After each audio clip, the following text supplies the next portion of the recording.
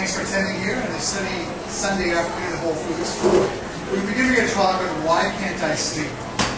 And right off the bat, if any of you start nodding off during my talk, I fully understand. This is the one time where I go, I totally get it. So I won't take it personally. Well, one of the things I want to do is introduce a topic that has a lot of connections to people's lives. So, if I were to ask you, what does a bar of dark chocolate, 3 Mile Island, a tanker running aground in Alaska, your waistline, heart disease, a can of tuna, in this case actually salmon, teenage drug use, and box of spaghetti have in common? The answer is today's subject, sleep. We're going to talk more about that. And by the end of today, you're going to find out a lot more about why can't I sleep? What are the mechanisms that are taking place that don't allow me to do that? And what can I do about it? And you're going to find out today, perhaps as many of you already have, there's a lot more complex than just, okay, let me take the next pill, let me take the next herb, let me take the next supplement that's about to come out, whether it's organic or natural, etc. Those can be helpful, but what we want to do is find a root cause. Why do you even need that when others don't? So today we're going to be looking at a number of factors that can be contributing to why you can't sleep. So let's move right ahead and start talking about why supplements aren't enough. I'm going to suggest that you're going to have a big clinical picture, so at the end of today, you're going to be able to find out more about what are your next steps, which will be different from somebody else, as to what to do to help yourself. I want to talk about how sleep impacts your health, and it'll be really interesting to see the many ways that it does that. It really is the end for our lives. And also what you can do about it. I'll tell you a little bit more about myself. I am a chiropractor. I'm a doctor of chiropractic since 1996.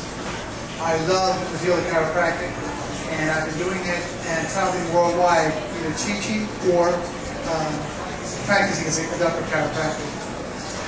Beyond that, I've also received board certification. I'm certified in neurochemistry and nutrition by the American Board of Functional Neurology.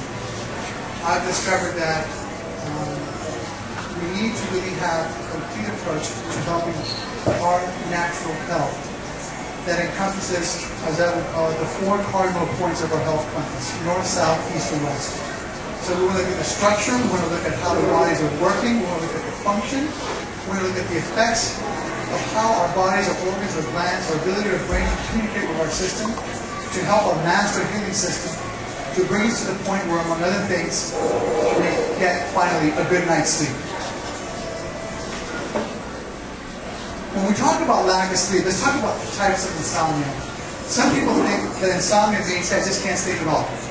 And really, there's 4 different types of insomnia or sleep-related issues. The first one is where you cannot go to sleep. You toss and turn, you flip like a fish, and you can't quite get there. It takes an hour or 2, sometimes 3, sometimes 45 minutes. There are other people who instead can fall asleep easily, but at 2 o'clock in the morning, they're up. And it typically is 2 or 3 hours after they go to sleep, they find themselves waking up. There are hormonal causes associated with this, and we'll talk about that some more. Then there are the people who sleep 6 or 8 hours or 9 hours, and they do not get restful sleep. And we'll go more into how the biology of that works for each one of us. And the 4th one is the people who wake up in the middle of the night or very early in the morning and cannot go back to sleep, even though they feel sleepy, they feel drowsy, they still feel tired, and they know they need more sleep. But that alarm internally has rung, and they're up and at it. So we'll go over these 4 types more carefully. Let's talk a little bit about sleep physiology. The way that sleep affects you, and the way that your body affects sleep, they're all interrelated. So you'll find sleep issues associated with cardiovascular issues, Sympathetic nerve activity, that's a part of your nervous system that makes you want to go, go, go, go. You know, you find your mind ruminating, you find yourself thinking fast thoughts, not being able to relax. It will slow down the ability of your body to heal as well.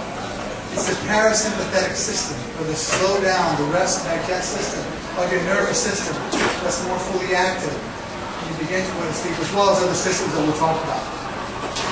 Respiratory, renal, kidney, endocrine, organs, and glands are all involved.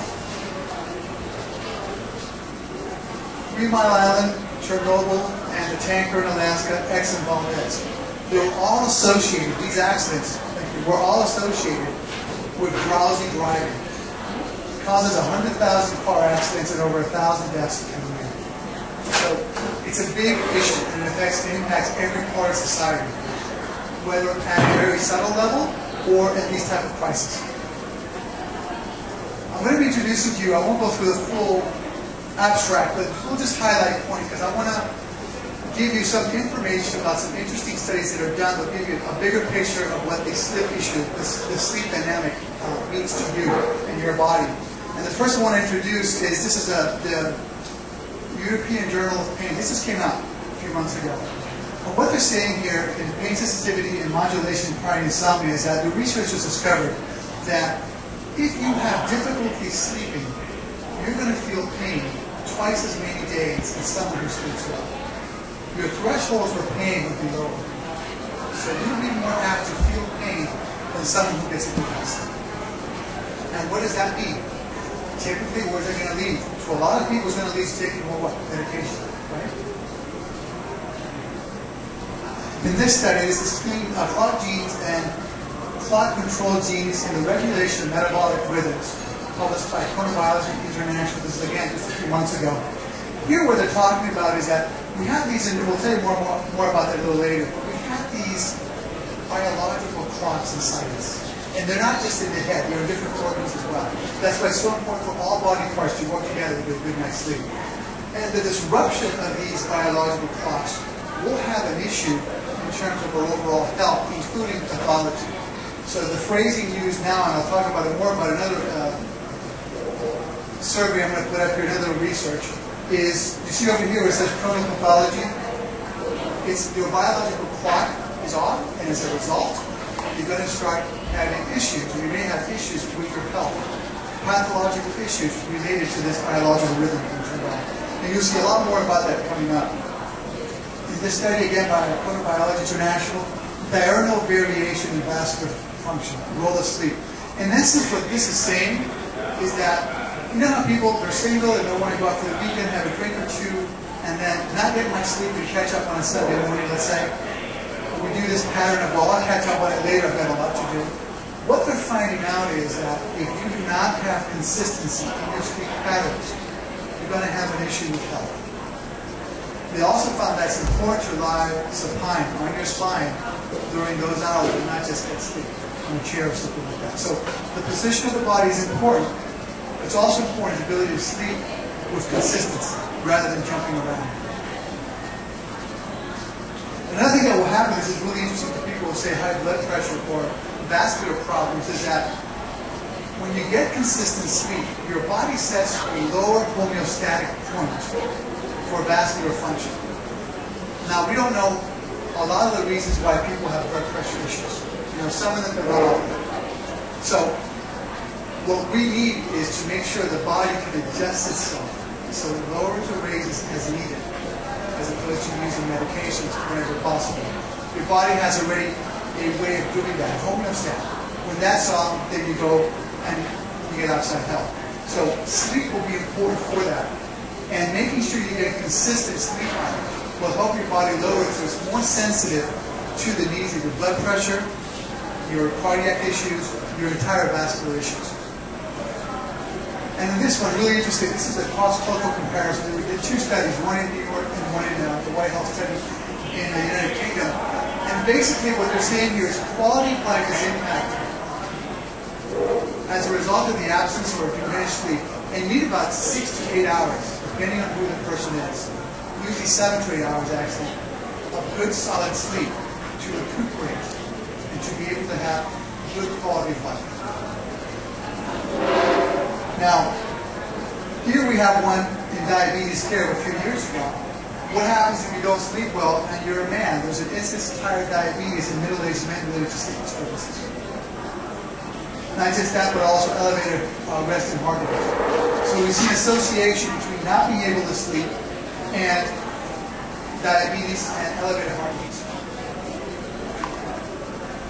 I talked a little bit about a biological clock, and we have that. It's in a part of our brain, and as well as other organs, called the hypothalamus. It's that little red triangle right there, and it's right over here. It's 1 block, or 1 inch above your head, your ear, more or less. And there's a nucleus there, supraplasmic nucleus. And what that nucleus does is it helps to regulate the deep and the rest and light cycle. When that's off, that will make a lot of changes, not just for sleep, for your entire health.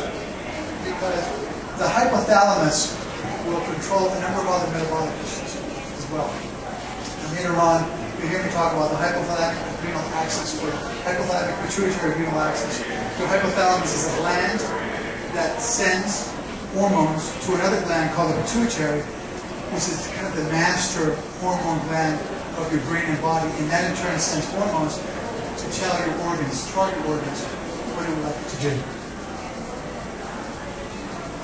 When you have dysfunctions of biological clocks, you're going to have issues. And the type of dysfunctions you typically have are shift workers, people who do not get regular hours of sleep. We talked about variation of sleep. And also, if you have exposure to light, artificial light, after 9 or 10 o'clock at night, it's going to be more difficult to be able to go to sleep. So a lot of people think, you know what, I'm going to work till midnight, crank away at my computer, turn my computer off, and jump to bed, and get up at 6:30. For a lot of people, that doesn't work, because the brain gets confused. The biological clock gets confused. It's saying, wait a second, we had lights. Think about what happened 200 years ago. How did we live? And thousands of years ago, we lived by the rhythm of the sun. We no longer do that.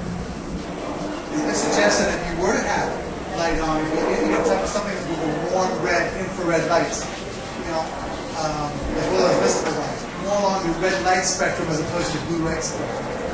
Unfortunately, for those of you who follow me, a lot of the new bulbs that are coming out of energy saving are more towards the blue light, as opposed to the old-fashioned bulbs.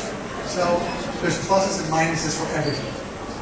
So if you want to help yourself in terms of getting a better night's sleep and a pattern, consider turning off computers, TVs. If you're going to read, find a warm light to read by, and consider reading and using that for sleep, because it will excite the neurons in your brain, and you'll have difficulty maintaining a good biological cycle. You mean a red light? Well, it's towards a red spectrum as opposed to the blue spectrum. You still want it visible, Incandescent would be better. Yeah, a fireplace is great. It's not red. A fireplace. That's just like you. So, but one thing you can do if you have this issue, if you're a shift worker, one thing you can take is vitamin B12, especially the methylcobalamin B12. Will help you with that, help you restore that. So does melatonin. Melatonin has its advantages and disadvantages. We'll talk about that a little later. This is a Swedish study. Sleep disorders, a public health problem, is a potential risk factor in the development of diabetes associated with sleep disturbances. Not only that, but premature aging and problems with cholesterol, triglycerides, dyslipidemia over here. Basically, what they're doing is they note always that there has been a strong correlation between certain types of disorders, that we have, pathology, problems with how our body is working, diseases, and the inability to get a good, restful night's sleep. Now they're looking and saying, wait a second, it goes beyond that. The sleep problem may be primary, may be a trigger for these other diseases. So, as opposed to, well, because I have this, I can't sleep, it can also go the other way. Because I can't sleep, I'm going to be more propense to having this, and this, metabolic disorders, etc. You see here, diabetes, hypertension, premature aging, and lipid issues. Now, talking about premature aging, this is interesting. You've always heard anecdotally, right? Get a good night's sleep, it's good for your skin, And it makes kind of sense, but there's now some science behind it. To what our grandmothers and great-grandmothers used to say. And the reason is this: when you have sleep stress, you're not sleeping well. These are stress-induced changes that can be also coming from sleep. Your skin integrity will start to degrade.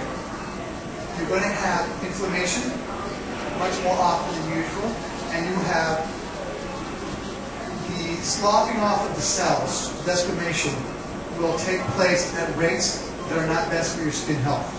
So the actual integrity of your skin will begin to change. And we'll talk a little bit about that later. In fact, I'm going to show you something on that. Here it is, chromiodesmosomes. So you see these right here? Here are skin cells, and what you see there are the anchors that hold the skin cells together. So there is a natural balance to everything in life. So you want some peeling, in other words, you want some skin cell desquamation that takes place, but not too much and not too little. A lot of women begin to have this problem in their 40s. They start getting red skin, rashy skin, rosacea, and their skin tone is losing that youthful look that it used to have, that healthy look, and it's not associated just with aging. It's because you're having a disruption of the integrity here of these anchor points, these chromiodesmosomes, and the skin cells. Couple that with increased inflammation, and you've got more of a chance for skin issues. Since the skin barrier integrity itself will be compromised, it might be easier to develop skin issues above and beyond just lack of skin integrity. This is an interesting study at Sleep Breath that came out in this year, and it talked about high sleep duration variability as an independent risk factor for weight gain. And basically, what they said was, if you go ahead and you keep varying your hours of sleep, 9 hours one night, 4.5 the other, I'll make up for it 6 later, I'll catch up Saturday morning, you have an independent risk factor for weight gain. Sleep and weight gain is tied. So their authors and researchers recommended here maintaining a constant sleep duration may be recommended for controlling body weight. Let's talk about sleep patterns. We talked about the 4 different types of insomnia. Remember? You can't go to sleep, or if you go to sleep, you wake up a few hours later, you wake up too early in the morning, you feel tired, or you're in bed 6, 7, 8 hours, and you still feel tired when you wake up. It wasn't a restful sleep. A lot of people will end up sleeping more than 8 hours, if they have physical illnesses or depressed, and they still feel they get enough. When we look at sleep patterns themselves, the actual quality of the sleep, we can divide sleep into 2 distinct types: REM and non-REM, rapid eye movements. So, non-rapid eye movements is what begins to happen when you first fall asleep. You go into this light sleep, and then there's a cycle that takes place. There's about 4 different stages as the brain waves progressively get slower. And at one point, you move into REM, or rapid eye movement sleep. That's where your vivid breathing comes in. And then you will cycle it out. You'll do that 4 or 5 times a night usually, if you're getting a good night's sleep. So we have this REM and this non-REM type sleep. And certain types of medications will affect one but not the other. And what we want to do is make sure that you're aware of what does what. Because it's not just enough to fall asleep.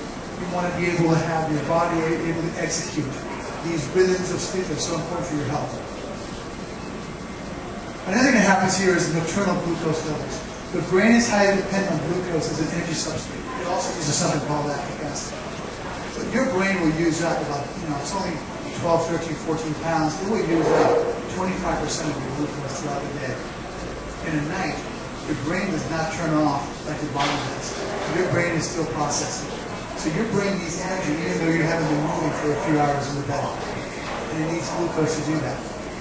So one of the problems that I see with a lot of my patients is they'll come in, they say, you know what, I'm tired all day, I've been under a lot of stress for a lot of years, I'm not handling as well as I used to, and I find myself, I can get to sleep, I go to bed at 10, 11, and I fall asleep, but I wake up at 2 o'clock in the morning. I have other patients that tell me, doc, my problem is this, I'll toss and turn. It's 1, 1:30. Then when I go to sleep, I finally sleep well. But it just takes me a long time.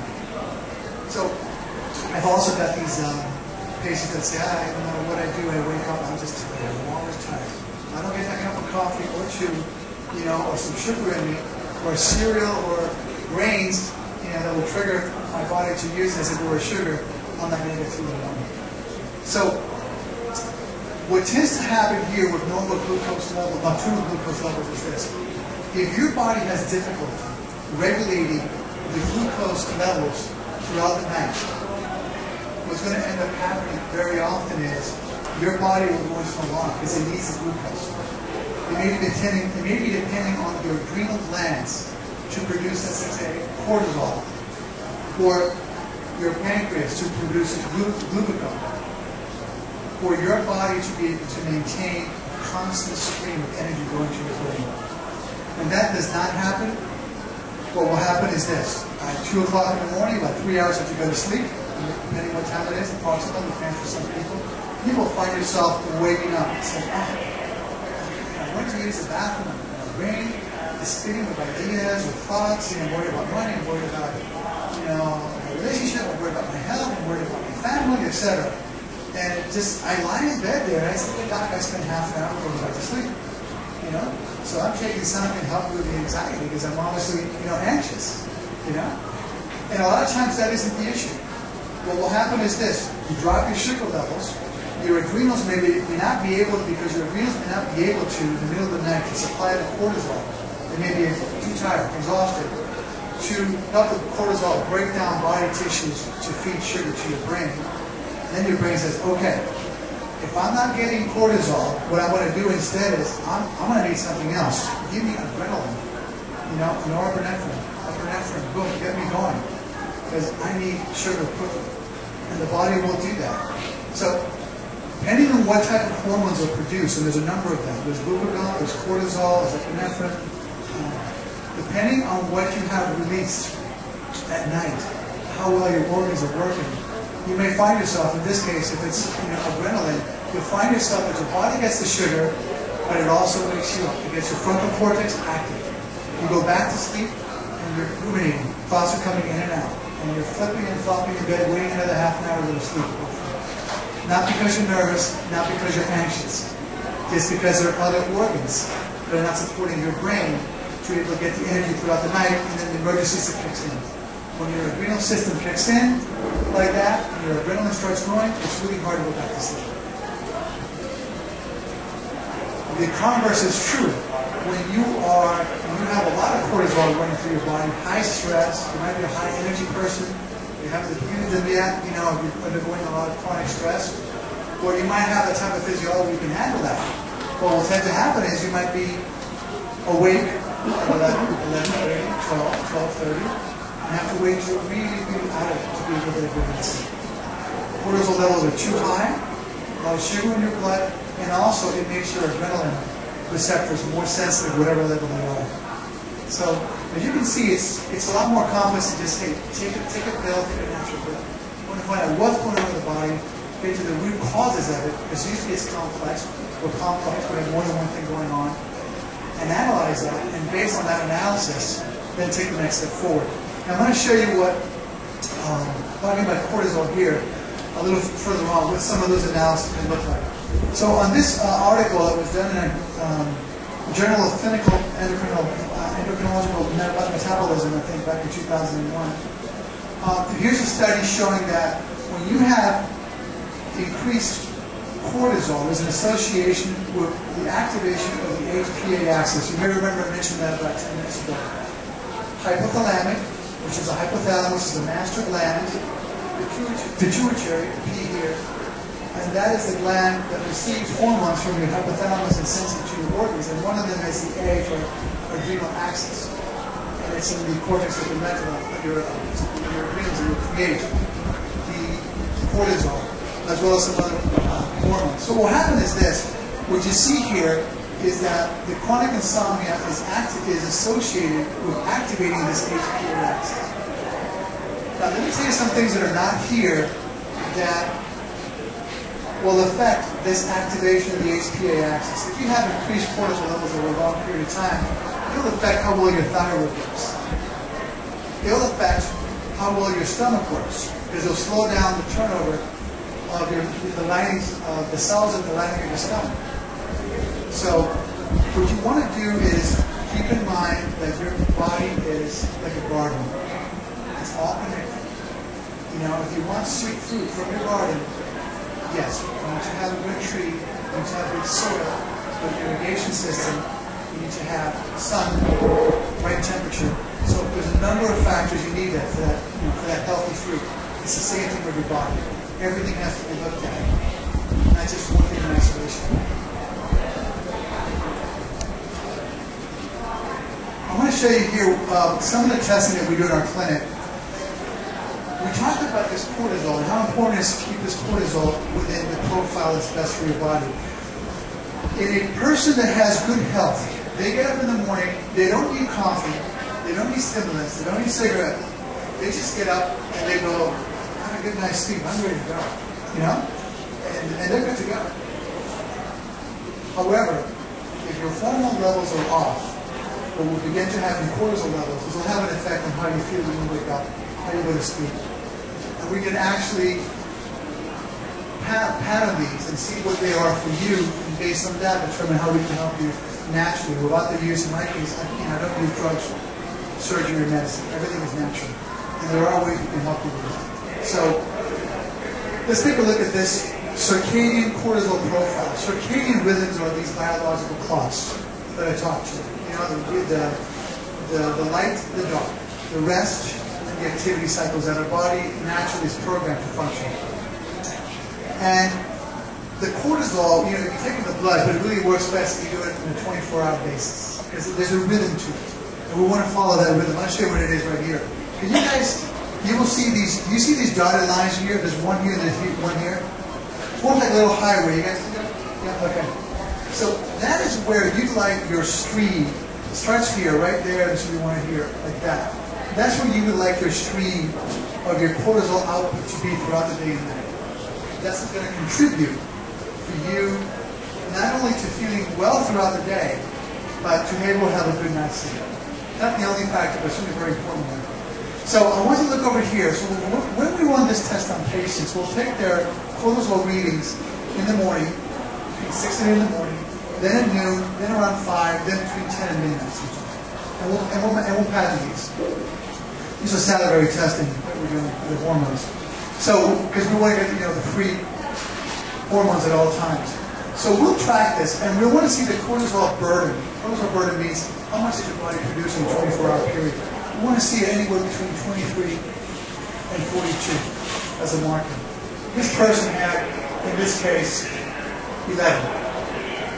So this person is quite exhausted. Her adrenals are going to pull out. You know, cortisol is our stress hormone. And this person has had it. You know, they're wiped out. You know, life and stress has come up to them. Different types of stress, not just emotional. So what will happen now is we're going to take a look here on the right-hand side to see what this pattern is. You notice it says here in the morning it's depressed. It should be between 13 and 24. This is when you would have the highest level. Why? Because you get up and you want to go. You want to have sugar. Throughout the night, as dawn approaches, your body's blood sugar starts naturally to rise. Why? Because you need it to get up and get going. So your cortisol level goes up. Now, as your cortisol level goes up, guess what goes down? It's an antagonist, a hormonal antagonist. Melatonin. So cortisol goes up, it's the let's go, let's get it done. And melatonin, let's go to sleep, goes down. We do like this. It's a seesaw. So this person in the morning has a reading of 6. And this person telling me, I'm flat out just tired. I get up and I've got no energy.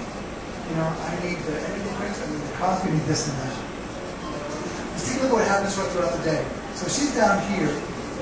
At noon, she's also below normal levels between 5 and 10, and also over here at midnight. She's less than 1 over here. She's almost off the charts at midnight. So what tends to happen is, what happens when you have low cortisol and it's nighttime? What goes up? As I said, melatonin, right? So she might have a healthy melatonin or a higher level of melatonin flowing through her body, and this will allow her to go to sleep. But because she has low output here, in about 3 hours' time, when her brain says, okay, or 2 hours' time, you've had your meal X number of hours ago, and I need more sugar, the adrenals are going to say, wait, I'm too tired. I need to go to sleep. And here's where the brain's going to go, well, I need something. You got to give me something. So if you won't listen to me whisper, I'll shout at you. Send me adrenaline. Send me something. I need sugar. So the adrenaline will provide sugar to the body, will wake the person. It's hard to go to sleep. Another thing you're seeing here is DHEA, which is also produced by the adrenal gland. And DHEA is dehydroxyepidrosterone. And what you see here is a number of 1. They should be between 3 and 10. This is also usually a sign that the person feels depleted and that their organs are not working as well as they should, especially the adrenal. Because what will happen from here is this. This will now convert to other hormones, which will in turn will convert to other hormones, both male and female hormones. So you have a stream here. So a person is, a man is, I'm low on testosterone. I just had my testosterone come on. He says, wait a second. Before you start putting the epidural on, let's take a step back and let's see, why are you low? Because if you're low here, and your cortisol is low, these are precursors that help you to make your male hormones, then don't you want to start over here and work with this? Because what's the sense of taking a tire that is low on air and saying, I got to put air into it every day because it's low. We just took the reading. Wait, step back. Is it a valve problem? Is it worn out? You have a nail in it. You have more than one nail in it. So you always want to step back and look at the entire body and say, what is going on here? This applies to females as well, because when you have this issue, a lot of times you see low progesterone.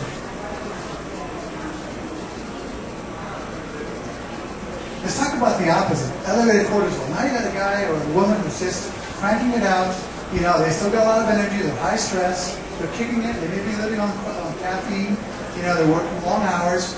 It's a tough environment nowadays, so you just got to be out there doing it.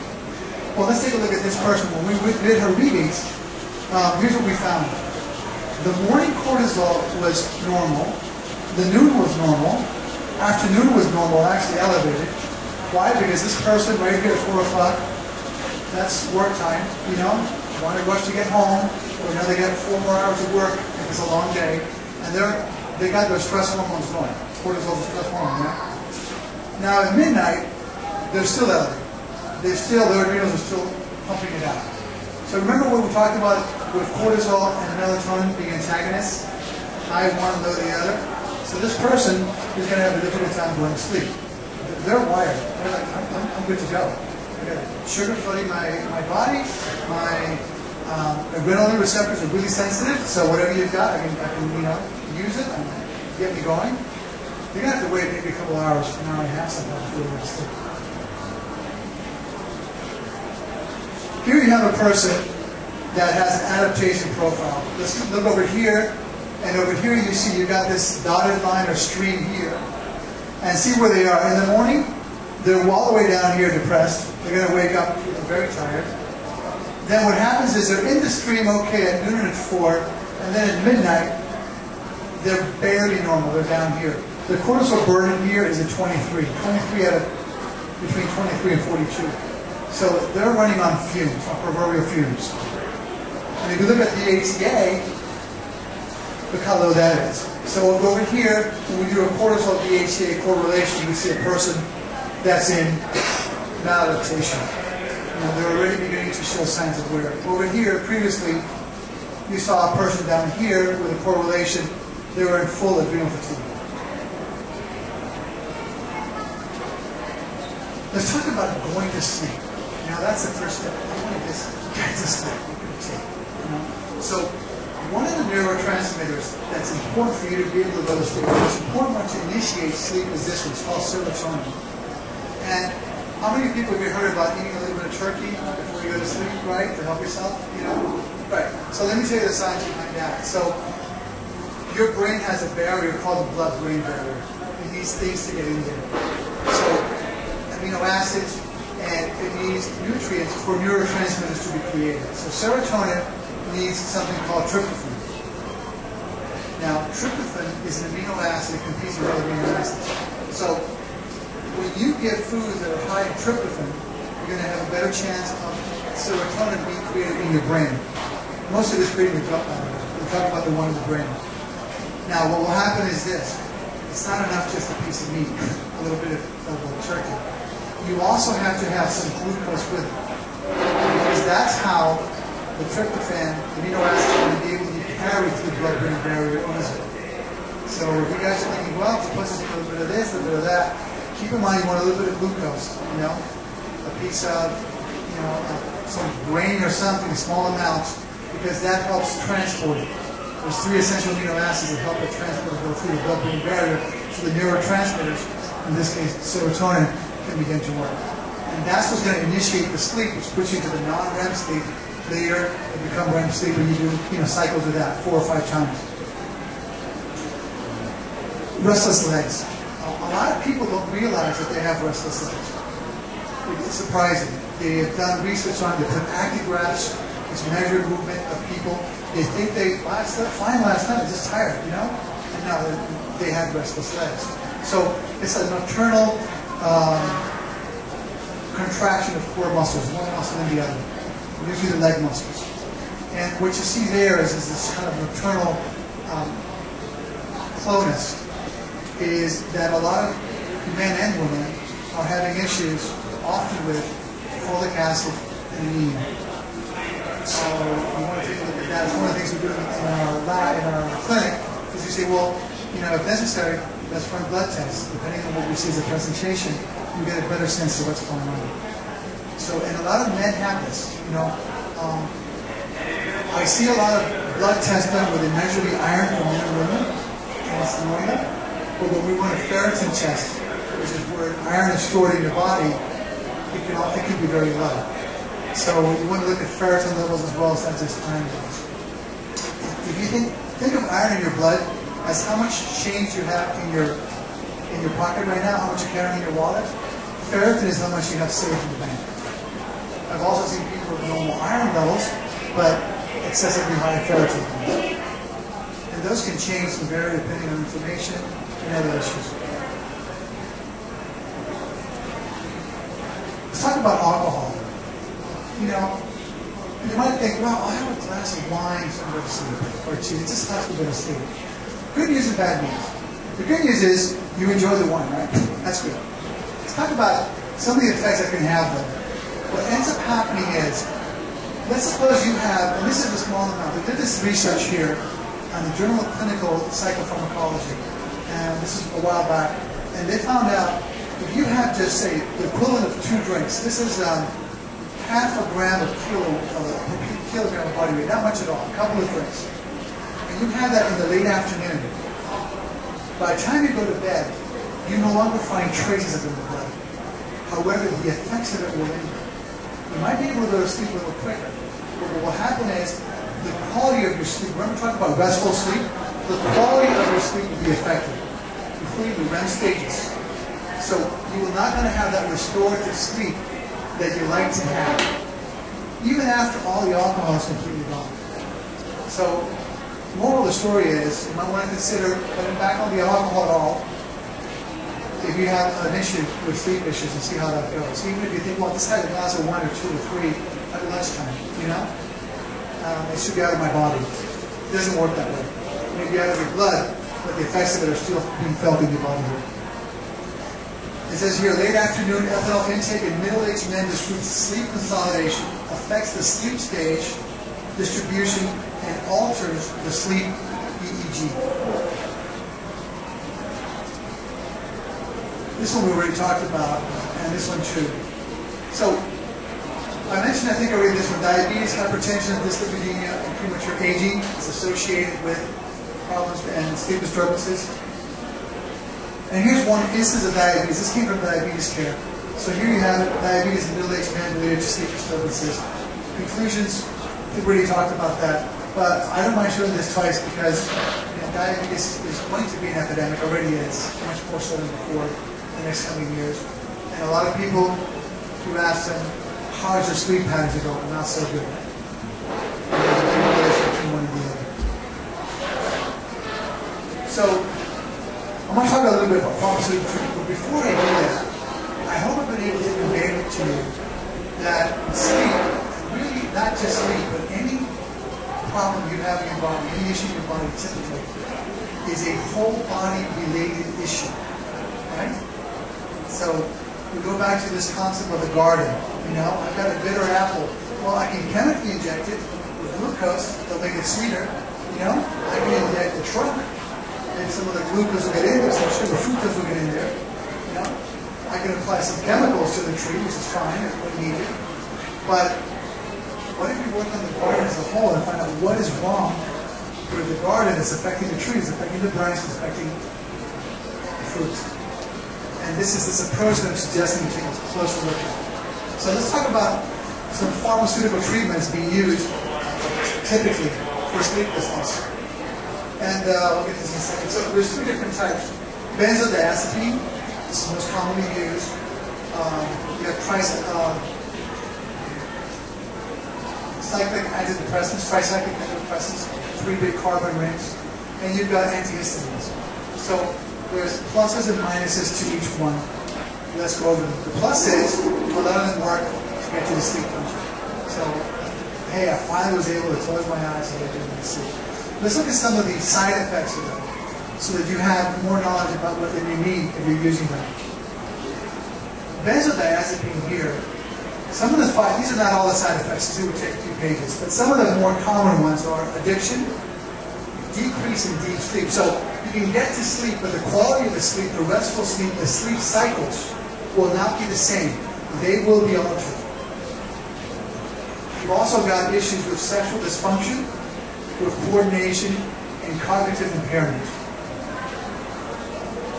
If you look at the antihistamines, what the antihistamines do is, typically they're H1, they cross the blood-brain barrier, which I mentioned before, and in crossing the blood-brain barrier, what they'll do is they'll attach to certain receptors in cells, and the net effect in terms of sleep is they cause kind of a sedative effect, a drowsy effect. It says, you can go to sleep more easily.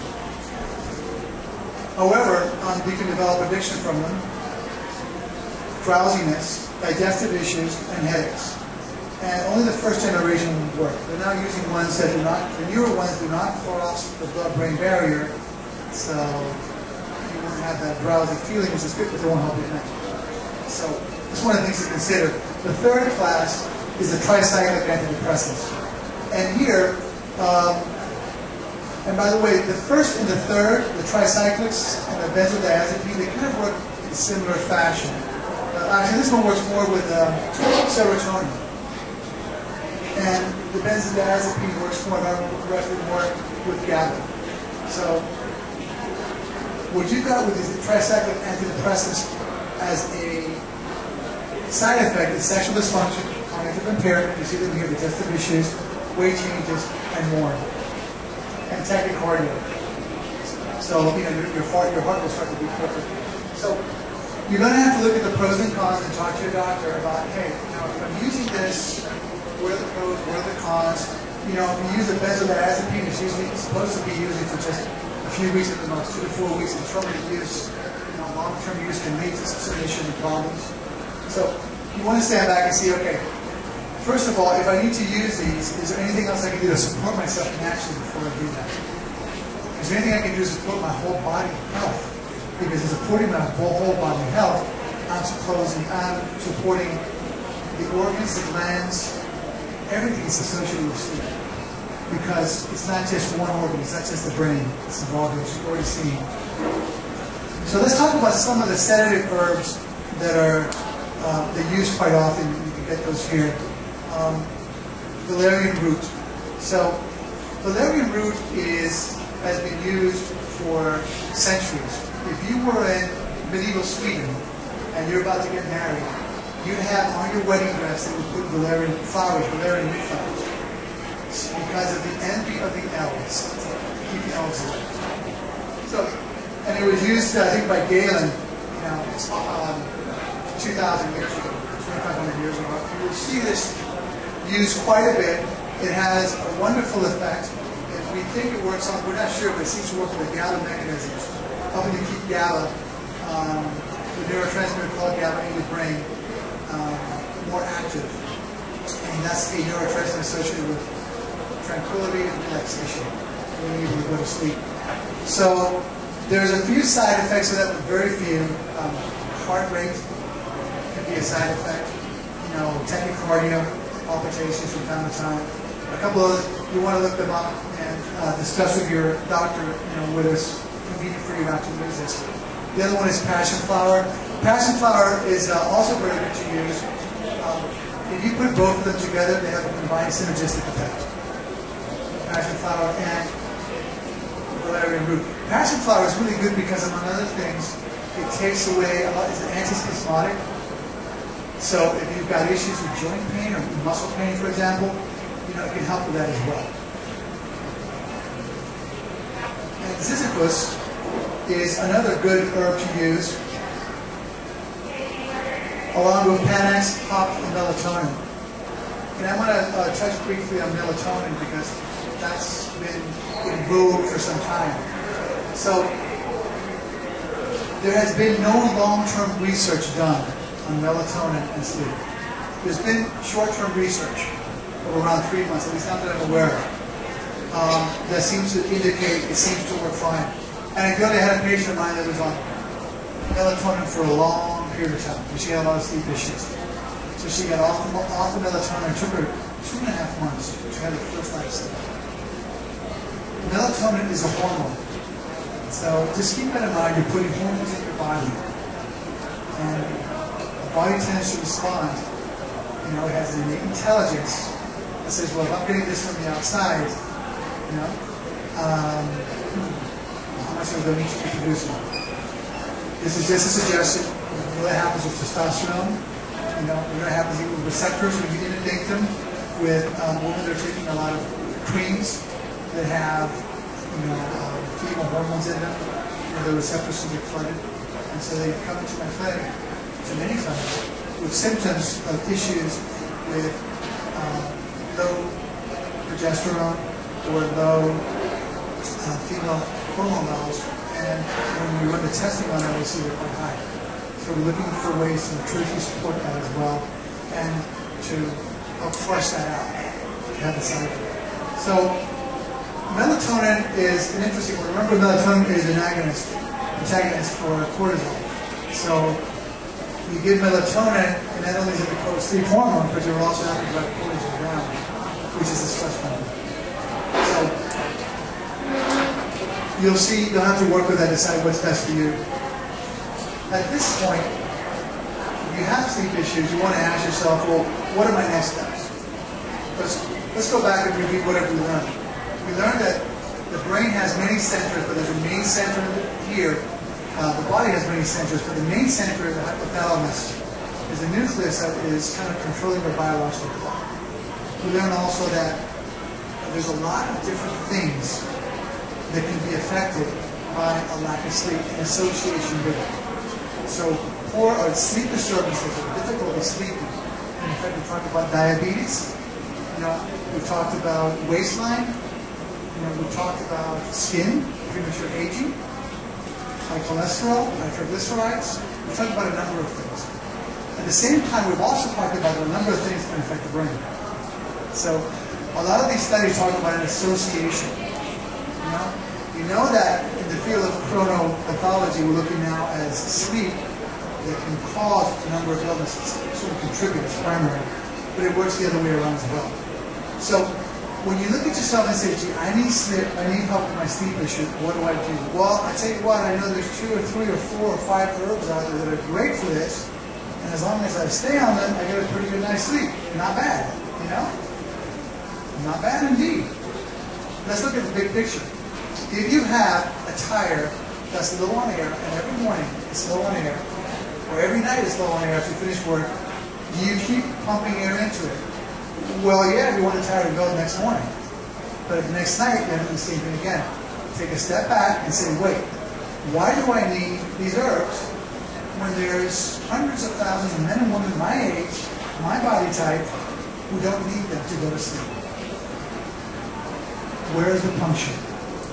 And usually, because our bodies are complex, and it's a guardian of health, it's more than one thing.